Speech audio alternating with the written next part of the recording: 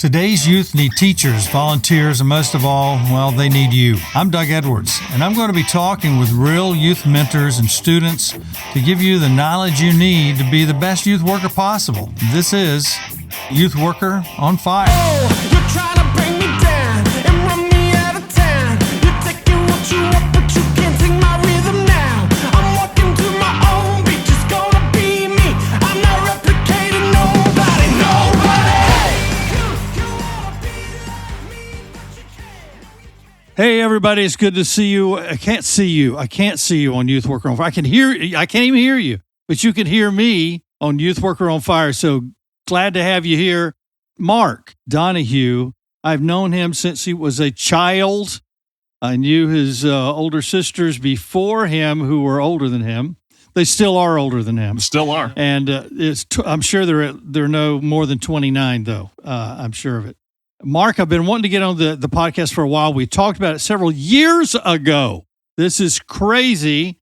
I ran into him the other day. I said, we never did your episode. He said, I know. So what was on me, not on Mark. Just to update it, I want you to know he's been working with a coaching group called The One Thing, which is from the book The One Thing. But now he has his own coaching ministry as well called Page Ministries.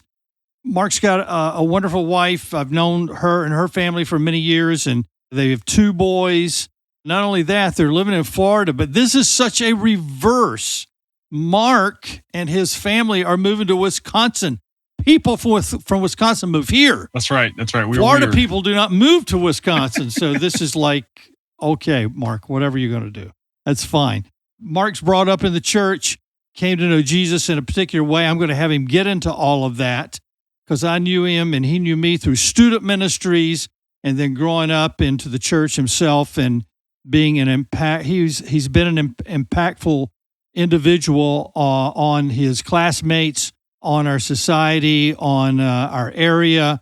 This has just been too long of a time coming for him to be on here. He's also a sibling. I believe there's 6 of y'all. Is that right, or 5? 9. 9 of us. Man, I am so off. I am 9 of 9. Y'all 9 of stopped 9. introducing me to your siblings at one point. I don't know what happened. Hey, and listen, one of the guys from the area who is also was a Top Gun. They didn't call him Top Gun, but he was one of the instructors. He's from our area. His son is an Air Force pilot. I'm sorry, Mark. You guys did not win. They have 10 children. Oh, man. Come on. Right. You know what 9's like, but you can't. Your mind was blown. I can't. Right, yeah. I don't even know what 10 is Once like. you get beyond 5, I don't think it really matters anymore. I don't know if it does. You know, I can't imagine. But I grew up with 4. You know, we were 4 in my family, and I had 3. Tell us about just catch us up to date and get into your ministry as well, but catch us up to date with your family, moving to Wisconsin. Everything has been happening from when I just left off there to now. Yeah. So we're moving to Wisconsin because we're recording this, it's February 11th, and it was 84 degrees in Florida today. So I was like, you know what, this is ridiculous. We've been traveling the last 6 months. Thankfully, work is remote. So I've been able to travel the country in the RV with the kids, which has been the best thing for our family over the last 6 months, and fell in love with these things that we don't have in Florida called seasons. Yeah. I don't know if you know what those are, Doug, but we have those things in the rest of the world. Well, I'm from North Carolina, so I know what seasons were. And then I moved to the mountains for my college career. I did miss them for a while. It took me a long time. And then I found out 2 seasons, warm and semi-cool, here in Florida. Day and night, really, is what day and night are the seasons here, right? Yeah, so we've been traveling, and the business that I am a part of, like I said, it's the book is the company's based off the book The One Thing. It's a national bestseller about how do we help people align with what matters most to them, and start to break down those goals, those big goals, into daily activities we should be taking to move forward and make progress on those goals. And in the last 3 years, while I've been working as a trainer inside of corporate America, or coaching individuals through that company, I really feel like the Lord was like, Mark, I want you to bring these principles to the church, because what we see a lot, as you know, Doug, a lot of pastors and church leaders or business owners are unclear on how to be successful, whether it's in their ministry or how to use their business as a ministry. Yes. And so these principles are very, very much about, okay, well, what do we actually want? What does success mean to us? And how do we go about achieving it? And felt like the Lord asked me to do that. And that's where we launched Same Page Ministries. And again, that's PAGE, Same Page Ministries. It's about getting you on the same page with your Savior and getting your business and your team aligned and getting them on the same page as well. So that's the whole purpose behind that. And we fell in love with Wisconsin and decided, let's go spend the year up there because we can and work. Like I said, because all of my work is online.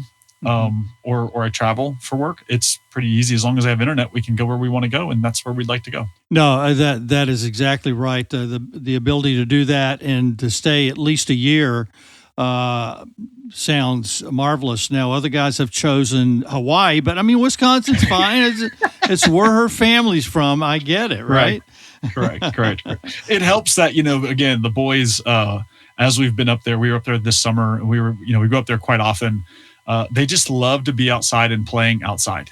And I'm an outdoorsman, so I love to spend time outside, and I want to pass that stuff on to my kids. I want that to be what they're involved with. So, we're excited about it. It's going to be a lot of fun while we're up there. Yeah. That kind of changing seasons, and when the boys are young, especially when they're young and growing up through the teenage years, I think those different environments.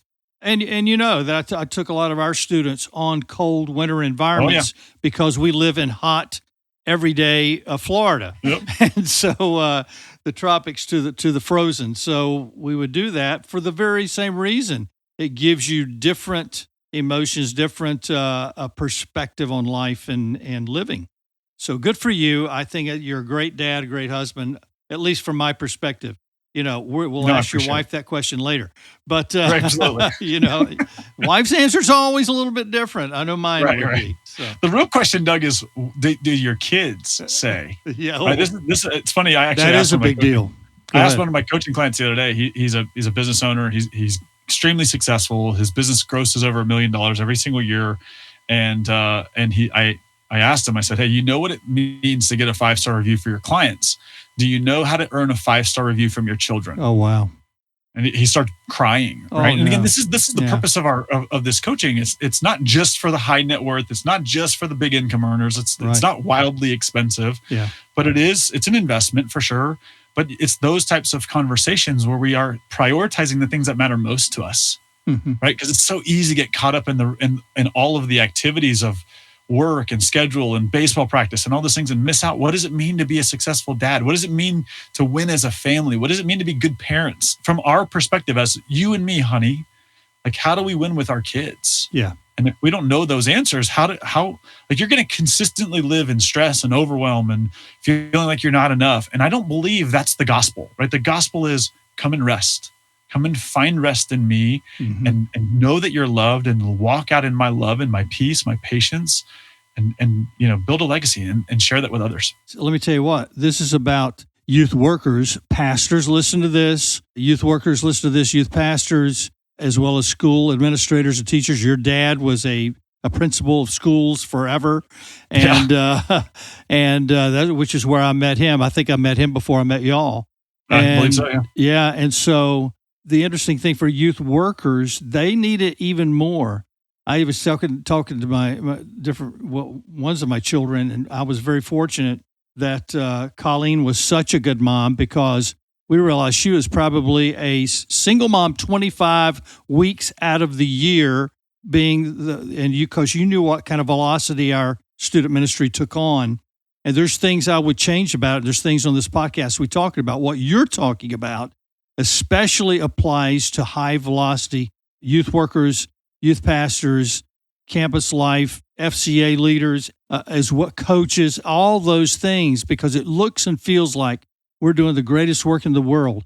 But when we're leaving our family behind, the greatest leadership people, Dr. John Maxwell, the guy out west at Saddleback Church, talks about Peter Drucker always saying to him, Rick Warren, and he said, our thing. If you want to tell me all the great things you're going to do, Rick, and Rick Warren and Saddleback has done amazing things. Absolutely. But he said, You always have to tell me what you're quitting. What are you saying no to? Mm-hmm. He says, so you tell me what you said no to. Now we can talk about what you're saying yes to. I love that. Actually, the book is written by, the one thing is written by two authors, Gary Keller and Jay Papasan. Gary Keller owns Keller Williams. It's the largest real estate company in the world. Which you were a part of, right? Correct, for a long time. But it's the largest by like 100,000 agents, just for perspectives. Like it's far and ahead. Wow. And in the book, he says every yes must be defended by 1,000 no's. So, we say yes to ministry. What are the things that we are going to say no to? Right? Mm-hmm. We say yes to, you're going to be a youth leader. Okay. That means your nights and weekends are going to be pretty chewed up. So how do you now, again, we don't just apply these principles and these conversations inside of the ministry. How do you have that conversation with your spouse? So I always give the example. I know there's no visual here, but if the listeners could imagine that you have a church leadership, and imagine that it's you extend the fingers on your hand, right? And you have each finger is a ministry inside of the church. You have the worship, you have the pastor, the lead pastor, you have the youth pastor, you have adults ministry and kids ministry. Let's just call those 5. Mm-hmm. If all 5 of those are running in their own direction, then we can only have a very shallow or limited amount of impact in our community. But if you take all of those fingers and you were to turn your hand 90 degrees and you could line them up, and where everything's driving in the same direction, you get alignment, and then you could have significantly better results in significantly less time because everybody's pulling in the same direction. It's the same example, Doug, that I know that Paul talks about when we're talking about being equally yoked, right? Those oxen pulling together in unison in the same direction, you have significantly more impact. Yes. And it's really easy. We get this imagery when it comes to our ministry or when it comes to our careers. Or leading our team. And yet when we sit there and we talk about how do we apply this into our personal lives with our significant other or our kids, what the biggest the biggest aha I've ever had around this was if you were to take your hand, your two hands and make a fist with your thumb sticking out. Mm-hmm. Tell me if I'm doing a good job illustrating this, Doug. No, I can see it. Nobody else can, but I can. Right. So if you were to do a thumbs up, but then touch the butts of your hand together with your thumbs pointing in opposite direction, that's what your marriage looks like when you have a husband that sets goals and a wife that sets goals. And by default, if they're linked together at the pinky, if we pursue one of those person's goals, the other person by default has to make sacrifices on their goals. And so we say, I'm going to go do this for the ministry. So honey, whether that's the husband or the wife, I'm going to go spend time in the ministry. That means, like you said, Colleen, you're going to have to make some sacrifices, do some things that if I wasn't in ministry, you wouldn't have to do. Right. And what we really have to get clear on so we can make sure that our marriage stays together and survives ministry, because it's challenging, is what does success look like for us? How can I love you? And we know we're coming into this season. What sacrifices would you be willing to make so we can achieve this goal? Mm-hmm. How long are we going to run? When this season is over, how do we reconnect so that way the two of us can stay in love with each other? How do we win with each other in marriage? How do we win with each other in our weekly routine? How do we get on the same page in our marriage so that way you're being loved and you don't feel like you're second fiddle to a ministry or to a student or to something else? Right? That's the power of these conversations. So yes. I know we're off track on your question a little bit here, but I'm so passionate about this because I hate seeing leaders lose their families and lose their marriages, lose their kids. And I firmly believe that the reason that we're given the instruction around elders in the New Testament about your house being in order and being able to but manage your home well, is because that's our reflection of Christ to the world. And a lot of times we see pastors, leaders, church leaders, business leaders, they get it backwards and they go all in on ministry and totally forget that there's people at home that also need Jesus and need you to be light and love to them and aligned. And it's not really difficult, but it's really simple, but it's not necessarily easy. So if you're listening to this and you feel stuck, you're feeling burned out, you're feeling like I don't have enough bandwidth to manage it all, just remember, you're not walking this road alone. You have a Savior that's in the trenches with you. He understands your needs. Pray about it, but also don't be afraid to reach out and ask some questions. You're going to get my cell phone number, my email address, all that stuff by the end of this. The easiest way, the best way, I always joke, my one thing is not email, right? So the best way to reach out to me is through text. And I'm going to give my cell phone number here with the intention that if you have a question, please shoot me a text. I'm more than happy to have a conversation. And that's not a sales pitch, by the way. But my cell phone is 352-516-7062. That's my direct cell phone number that Doug has programmed for me in his phone. Right. And then, of course, if you want to reach out to my email directly, the easiest way to get a hold of me is just my first initial last name. So M Donohue 09, because I'm the 9th kid. So M Donohue, that's DONOHUE 09 @gmail.com. Oh, you're the 9th kid. So you must be the happiest kid. The last one is always the happiest. Come on. I was the baby. I got away with murder. Of course. Yada, yada, yada. I've heard it all. Sure, right? Even if you didn't, everybody's going to rag on you because of it. So. Absolutely. I'm the baby, but I'm 6 inches taller than everybody else. Right? I remember that too. That's for sure. He got the best stuff. Right. I got all the leftovers. It's like what is it? Twins with Danny DeVito and Arnold Schwarzenegger. Yeah, Arnold Schwarzenegger. That's it. Yeah.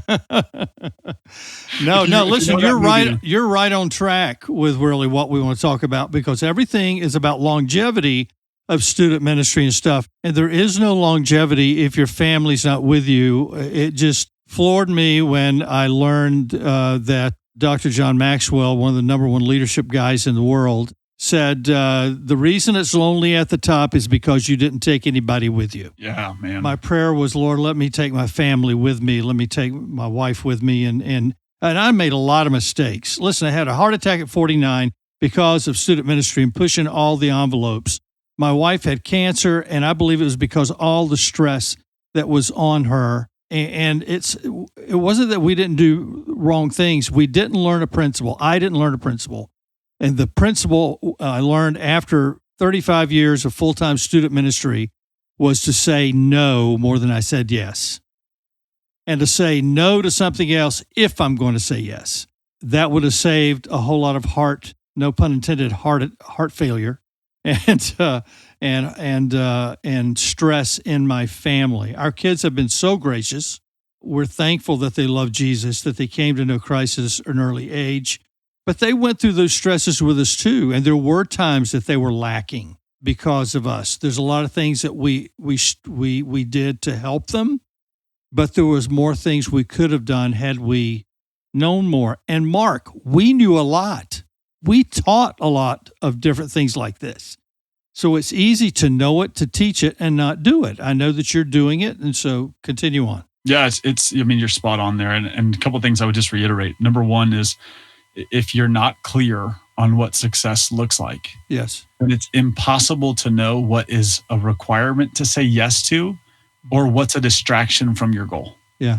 So everything seems urgent. Everything seems important. You have to be at every event. You have to do everything. You have to have the best of this. You have to chase all these rabbits. Yes.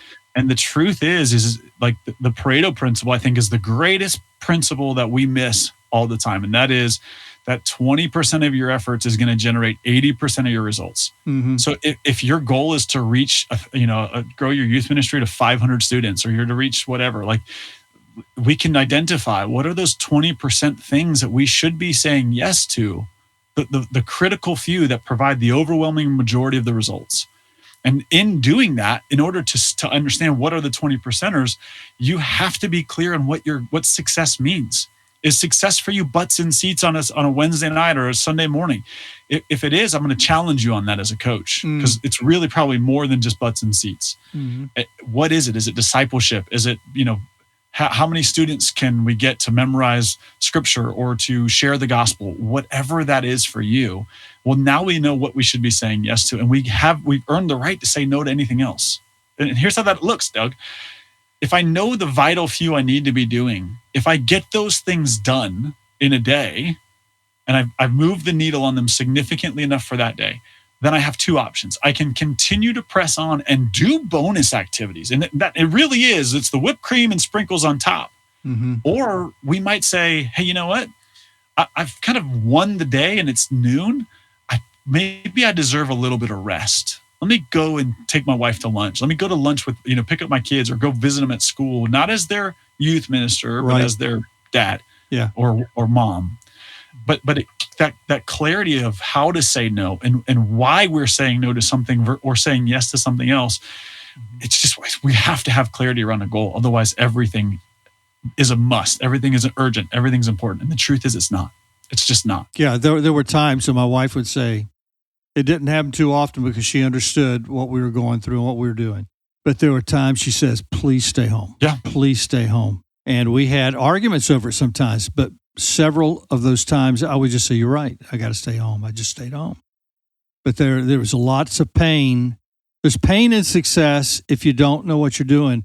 People have done greater things than I have done and many other people have done with the same amount of hours in the day. And that's what I hear you saying. 100%. You got it. Nailed it spot on. So again, I would just say again, if you're there and this is resonating with you, just know there's a path forward. You're not alone, right?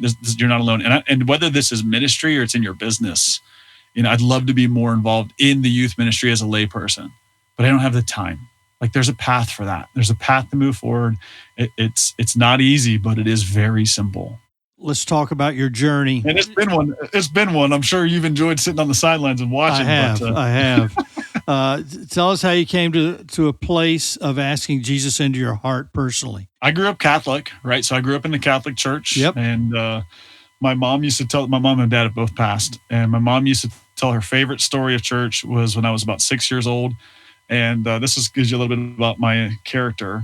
I was goofing off in church in the middle of the homily, which is the part where after the priest reads the Gospels. And my mom had to take me out of the church, and she's kind of carrying me with my face forward around the belly. Yeah. And I scream out in the middle, walking out, pray for me, please. So that was the start of my journey with Christ, but it really happened around, I had a buddy, Kyle Messer. So you were bathed in prayer since you were very young. People were going, we must pray for him every day. Yeah, go ahead. All the way up. They ran that one all the way up to the Pope, I'm sure. I believe it. With 9 kids, Mom didn't play, right? No, sir. We don't have time. but it was actually eternally grateful. Kyle Messer one day invited me to come to our little, and I mean at the time it was little youth group of a different church. It was a Baptist church actually. I went and I met an incredible youth leader, and he became a great mentor to me. And it was then at 16. It was July 2nd, 2001. I was at youth camp in Jekyll Island, Georgia, and realized, man, I need Jesus in my life. I know a lot about God, but I don't know him. And he's always been Jesus on the cross, because on almost any Catholic church you go into, he's on the crucifix. Right. And it was like, holy cow, he came off and he wants to be a part of my life. So it was July 2nd, 2001. I gave my heart to Jesus, and got very involved in the youth ministry at the time. That's obviously when we started connecting. And I think actually it was 8th grade, 9th grade, I gave my life to Jesus. 8th grade, I was hanging out with you, sort of come over to the youth ministry there. Yeah. But we actually, through that mentorship relationship with our youth pastor, I don't know exactly the number, but it was somewhere in the 50s of having the opportunity to share my faith and people, my classmates, receiving Christ with them. So praying with them and ministering the gospel to them as a high schooler. And our youth group grew to 300 kids. It was pretty cool. One of the parents told me later on, he's like, it was neat because his daughter was not in the church. She didn't ever come to youth. She wasn't involved in that. But he said it was interesting. It was amazing because the culture of our high school was to walk with Christ versus to not. Now, I will tell you, as you know, Doug, we had a youth group of 300 in a town of a high school that had 800. And so the 300 of us were pretty vocal, pretty loud, not in your face obnoxious. Right. And we still screwed things up. So that's kind of how I came in and got involved. And yeah, things started off incredibly well. And then, of course, like everybody, had some bumps along and needed a bunch of grace and kind of went dormant a little bit for some time. And then Jesus got a hold of me again and said, hey, buddy, come on back anytime. I'm still here for you. Now, let me get this straight. Almost 50, you'd shared Christ with at least 50 of your friends, and they had come to know Christ. And what made you so bold to do that? I mean, I know it was the Holy Spirit, but I mean, take us through those steps, because the interesting thing is, as a youth pastor, that either excites you and makes you go, yeah, okay, let's pour all we can into this guy. Or if you're certain types of youth workers, you might go, oh my gosh, he's more than I am, and what can I do? You know, it scares them. It doesn't matter if it scares them right now. It's about, that's amazing. Tell us, give us a couple of stories of how that happened. Again, coming back to where we started this conversation, I believe that Dan, who was our youth pastor, I believe the way he measured success, and he may not have been able to communicate this, was to be able to make disciples that will share their faith. Yeah. And so what did that look like? Mm-hmm. Our youth ministry had some levels or some tiers to it that the discipleship process would work through, right? We knew that the bottom level was our weekly youth group meeting, right? And that's the fun games, food, and all that stuff, right. the music with the band, all that. And then there was another progression where leaders would start to show up, influential people in the youth group would start to show up. Dan was very involved in the schools. Mm-hmm. And so he kind of got to see us. He'd come eat lunch with us and he'd see who was a natural leader. And he would take those leaders and he would invite them into it was an invite-only discipleship course with him. So here's the youth pastor, he's going to take us in. And Dan was a teacher through and through. He loved to teach and he was phenomenal at it. Mm. So he brought us through like a 17-week training that was specifically on how do you read your Bible? How do you memorize scripture? How do you share your faith? And then for my sophomore year, every Wednesday morning, there was a group of about 10 or 15 of us that would get together. We'd have a little bit of a devotion, and I mean 5 minutes. And then what we would do is we would get up on the whiteboard. We would use a teacher's classroom who wasn't a believer, by the way. So this was awesome. Right. We'd get on her whiteboard and he would draw a box in the middle, and then he would draw 8 boxes around it. And what he said every Wednesday was, you're the seat in the middle. Who are the people, the 8 seats around you, the 8 desks around you in each class? Let's pray for those students. And so we were on campus every Wednesday morning. School started at 7:30. It was 6:45. That was the ministry. We called it 6:45. And we would have probably 20 kids that would show up, and we would out loud specifically be praying for the 8 students we were on block schedule, so we had 4 classes. So every Wednesday morning we were praying for the 32 students we would rub shoulders with. Mm-hmm. So you couple that with this, let's learn about the Roman road and how do we effectively communicate what the gospel is, and how do we let the scripture permeate us and challenge us in ways that are beyond just, can you win the Awana badge for the most scriptures recognized? Do you know what the scripture is saying? It was just kind of natural. And then, we would share with kids at lunch, man, we'd be sitting, but it wasn't like, hey, listen, Zach, let me sit down and talk to you about, did you know that Jesus is your Lord? It wasn't that. It was, man, I hear your dad passed away. I know your dad's sick. Can I pray with you? And we would just start there. Wow. And it just kind of became this thing where like a snowball starts rolling downhill. Yeah. Another person would get saved and give their heart to Jesus, and they'd start sharing the gospel. And then it became not a competition by any means, but like an encouragement where you would see, there's Connie is sharing her faith over there in that group. Yeah, I'm going to share my faith with this group. And I don't know if that answers the question, but that's kind of how I remember it. No. That completely answers the question. And that is incredible, great discipleship. And that's really how it's done. We used to give Dan a hard time, dude, you get paid all, we thought it was all this money. You probably made $38,000 as youth Probably pastor. not very much. Probably you not get enough. paid all this money, and all you have to do on Wednesday is show up, and you would show up on a Wednesday night and just teach for 20 minutes. We led the band, we led the games, did the announcements. You didn't what do you even do for work? And he's like, that's my job. It's not to do the work. It's to train you guys on how to do the work. Mm-hmm. And that was what he believed, and that's how he led his ministry. No, that's absolutely right. So once again, that's absolutely you did the same thing, right, Doug? I mean, how many students did you train up? I mean, I remember Jen and April and all these people, Beth, rest her soul. But I know you would train kids on how to go and share their faith and live out in front of people, or take them to see someone at DCLA, in 99. So that's what they were thinking of me. What do you do, Doug? Right, I now exactly. get What's it. this guy Okay. actually do? No, So we're still wondering. I'll tell you what. Compared to what you're saying, I probably did not do as good a job as Dan did. But I had some amazing people. My wife was one of them. I had Karen Milkey. I had Keely Nackey. I had Rodney Mashburn and Chad Brewster and Rick Hirsch, and the list goes on. Those guys were mightier than me. I knew how to pick people that were better than me, even better than me. Right. And they would do what you're talking about. And so thank you for saying that. That's very kind and gracious. But it was those guys. It was my volunteers. I say often when I see the different volunteers around, I say, listen, I owe you. And they'll go, no. I said, no, you don't understand. I owe you. I put the pressure on you. And the one thing that I learned through Youth for Christ, a book called Unsung Heroes, was that you never soft sell student ministry in a ministry. You tell them how hard it's going to be. Absolutely. In fact, you tell them it's harder than it's going to be. And those are the people who stayed. And if I hadn't learned that, I'd have been like most churches in America going, oh, it's not very hard. It won't take much time. No, it's going to take a lot of time. It's going to take a lot of sacrifice. Here's going to be the results. Well, and you would have been stuck. Your ministry probably would have been limited out by your capacity, which is for most youth pastors, 30 to 50 students. And that's nothing to snuff at, right? If not at all.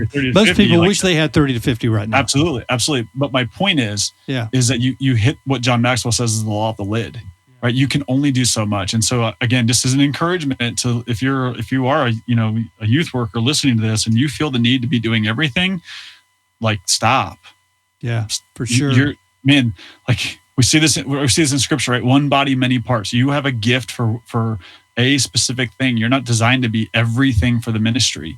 So whether it's volunteers or it's students that you can duplicate yourself in and through, like that's the model, that I've seen work consistently over and over. And Dan also held the belief that if you win the student, you tend to win the family. And so the church went from 120 people in the church to 300 kids in the youth group in a 4-year span to a 700-person church, because we just, I'm going to say this and it's going to sound arrogant and I don't mean for it to be, but we just dominated the student space. And so those kids, my friends would tell their parents, let's go to church, rather than the parents trying to drag the kids to church. And don't get me wrong. Like we still had some kids that didn't love Jesus that would come, right? We had kids that, I remember one day kids, brought pot to the youth group. Like it was like, holy cow, like this is a problem. But you knew you were going to get that because we were seeing such a huge diversity of students, but their families would eventually start to come. When I was with Youth for Christ, they said this to us, and I knew nothing about student ministry. I had some great volunteer youth workers, which was very unusual for when I grew up. When I was in Youth for Christ, they basically, the way God would take me from ministry to ministry before I got in student ministries was he would cut me off from whatever I was doing last so he could take me to what I'm doing next. And it would just destroy me every time. And that's the way God would move me from ministry to ministry. And I don't recommend it. Hopefully God doesn't do it that way to you. It was painful. So Youth for Christ said, you're doing your job if afterwards you find out there were beer bottles and cigarettes on the outside your meeting room. I said that one time in church. They went, "Oh no!" And I thought, I had to explain it to people. But it's because now you're reaching people who know those people know they need Jesus. Absolutely. If they're doing those things, they know something is off in their life. Now we try to explain all those things away like it's all okay. Please do it. Oh, yeah.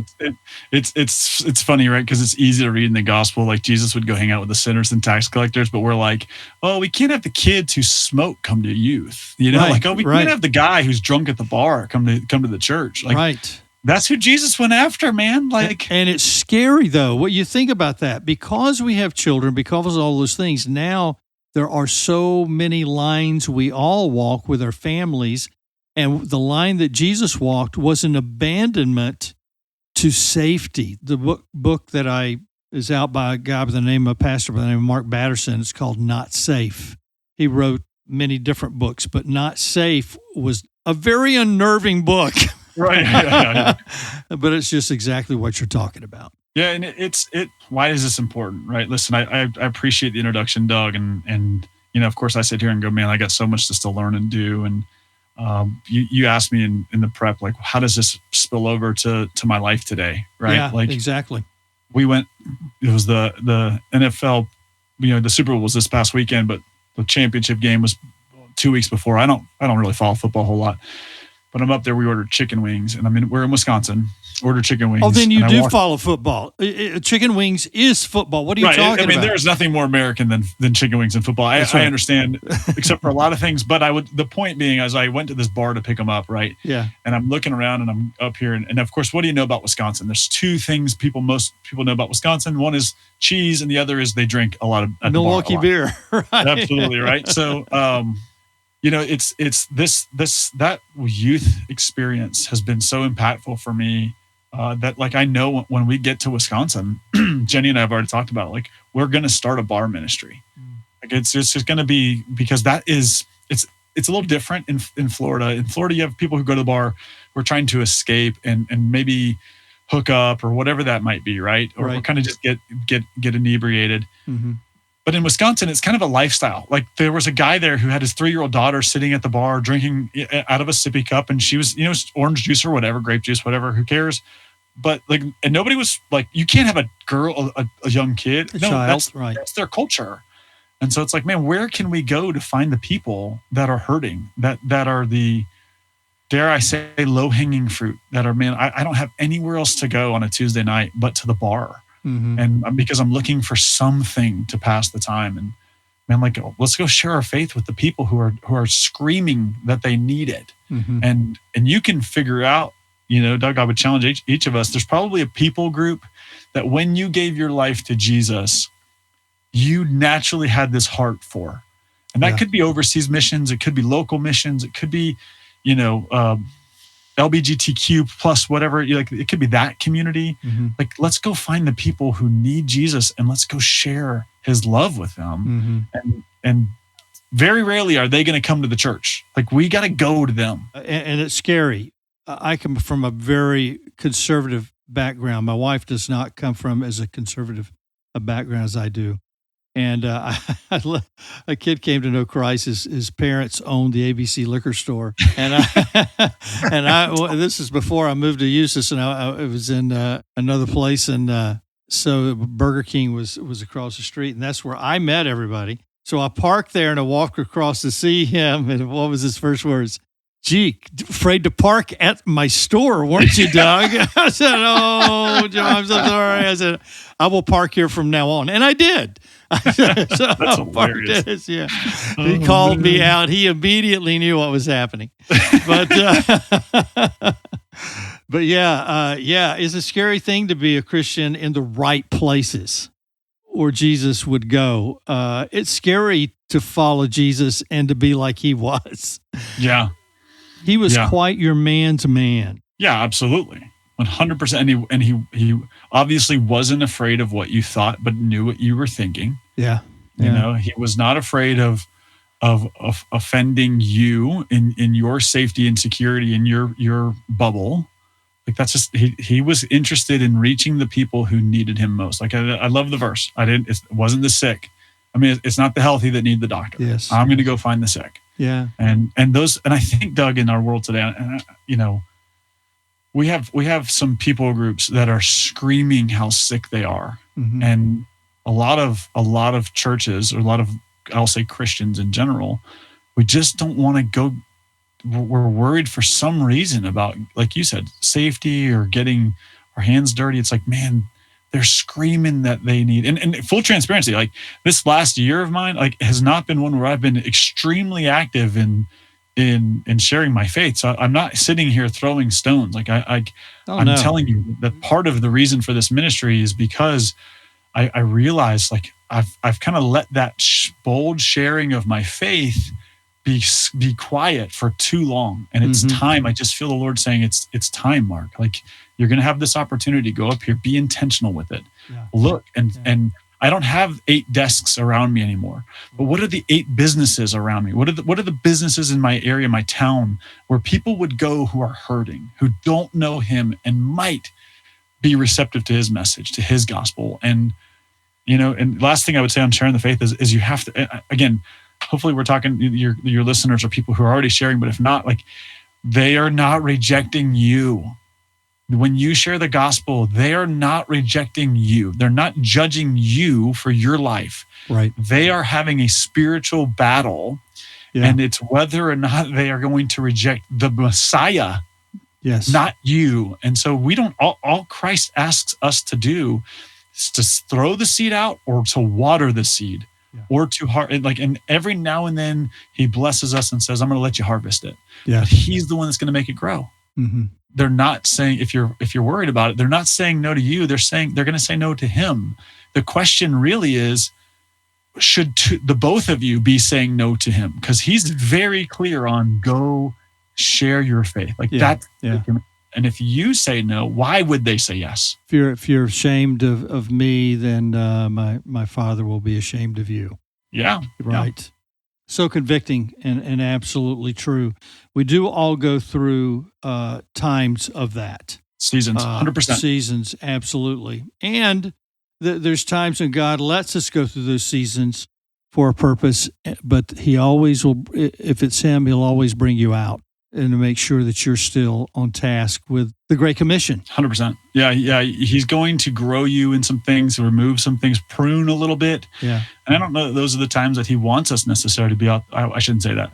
Where he's going to use us as actively as when we're pruned and when we're budding and when we're healthily walking with him. And so, again, I don't mean to come across as sounding like I'm sitting here throwing stones and everybody should be, and I'm doing this, so therefore you are, and I'm better than you. That's not it at all. I promise you, friends. Text me if you feel that way, and I'll walk you through how I really feel. Yeah. No, nobody's thinking that. If they've been on this show, if they've been listening to this show for a while, they know better.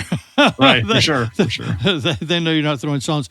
And what I tell people too, and I tell you this is the time to tell what you've done and how you've done it.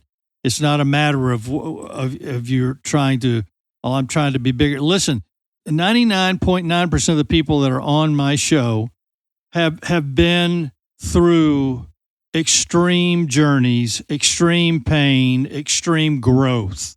Anybody that's doing a great work for Christ has had great stones thrown at them, rocks and boulders, and people have attacked them emotionally, spiritually, some physically.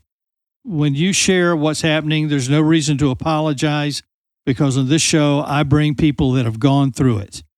And you're one of those people. I know you, and there's nothing you're saying that's offensive at all. There's also this piece of me that is that coach that also loves to push, loves to encourage into action, right? So well, you didn't grow up in a family like that at all, though. No, it's too bad.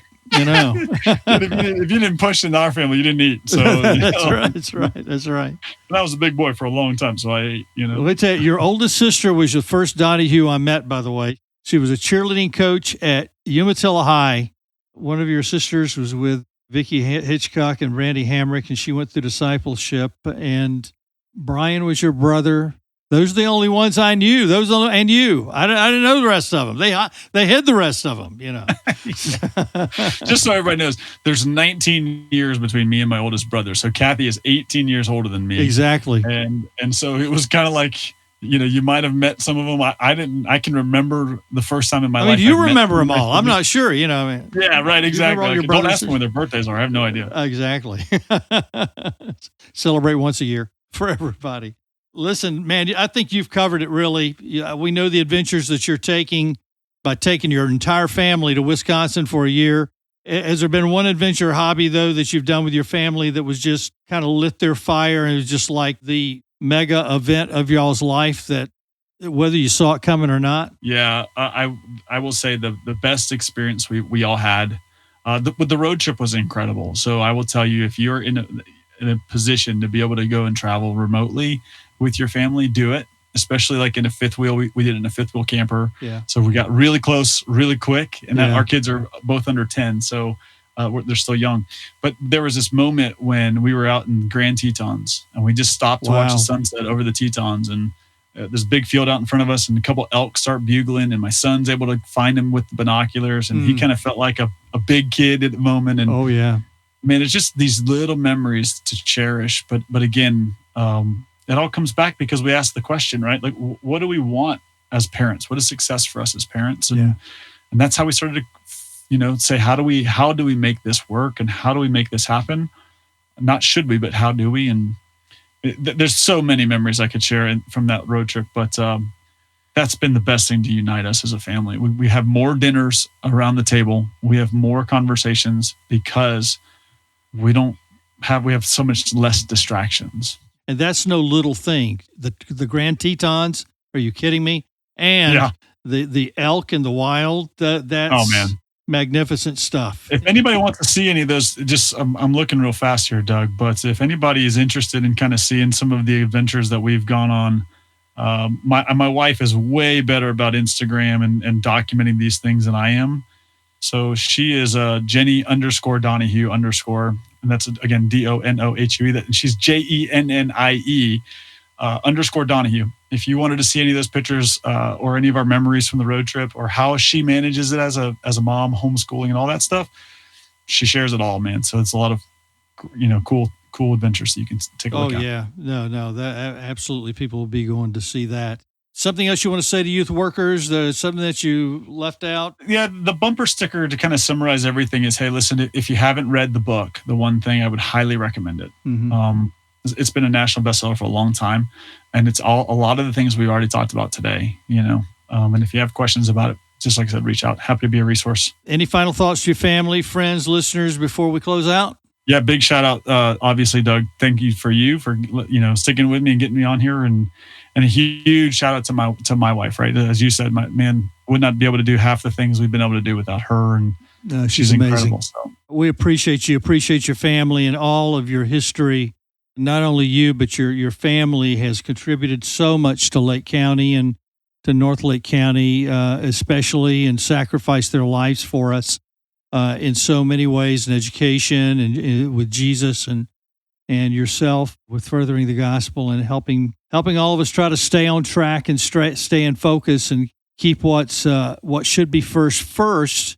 It was great hearing about you and the businessman making millions. The big thing was, many business people, many coaches and pastors lose their families too, because their successes, they don't take their families with them in their success. They don't. But the funny thing is, everybody looks at our family and they judge us on how successful we are by how our family survives and thrives. Mark, I'm looking forward to seeing how your kids do, because I know they're going to do great. And I think I know that they absolutely love you for the things trips you've taken them on, the time you spent with them. And Wisconsin is just another way of having a giant adventure and loving on them. They'll never forget it. And so we'll never forget you because of this. And hopefully we're going to have you on again some other time. Anytime, my friends. And again, friends, my cell phone number is there. Please, if you have questions, reach out. Area code 352-516-7062. That's right. Youth Worker on Fire. This is the Youth Worker on Fire podcast. Adios. You've been listening to the Youth Worker on Fire podcast. If you like what you hear, please subscribe and tell your friends. Also, leave a comment and tell us what you think. Stay tuned for more informative episodes.